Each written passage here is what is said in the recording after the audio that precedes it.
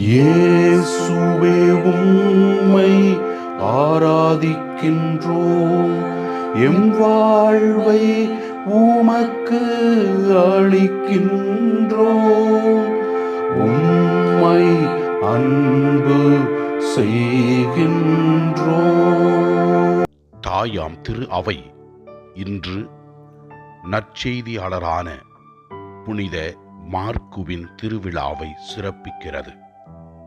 இயேசுவே ஆண்டவரே, புனித மார்க்குவை நீர் தேர்ந்தெடுத்து நற்செய்தியை உலகிற்கெல்லாம் கொடுப்பதற்கு திருவுளமானீர்.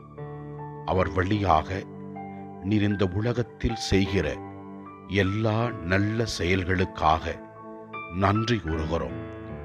அவருடைய திருவிழாவை சிறப்பிக்கின்ற இந்த நாளிலே நாங்களும் எங்கள் சொல்லாலும் செயலாலும் மற்றவர்களுக்கு நற்செய்தியாளர்களாக வாழ எங்களுக்கு துணை புரியும். முதல் வாசகத்திலே நாம் பார்க்கிறோம் எவ்வாறு புனித சின்னப்பருடன் மார்க்கு இருந்து நற்செய்தியை பறைசாற்ற உதவினார் என்பதை தெளிவுபடுத்துகிறது.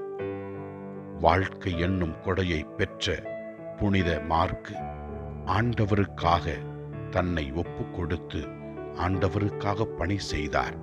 நாமும் அவரை போல இறைவன் கொடுத்த வாழ்க்கையை இறைவனுக்காக பயன்படுத்துவோம். இறைவன் நம்மை நிறைவாக ஆசீர்வதிப்பார்.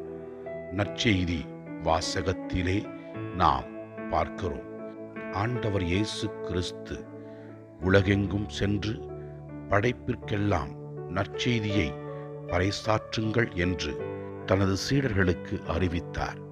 அவர்களும் சென்று நற்செய்தியை அறிவித்தார்கள்.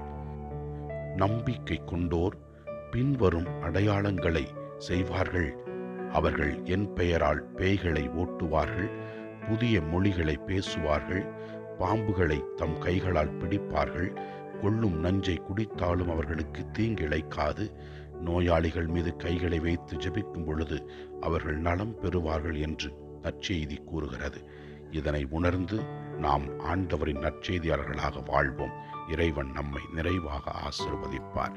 எல்லாம் வல்ல இறைவன் தந்தை, மகன், தூய ஆவியார் நம் ஒவ்வொருவரையும் ஆசீர்வதிப்பாராக.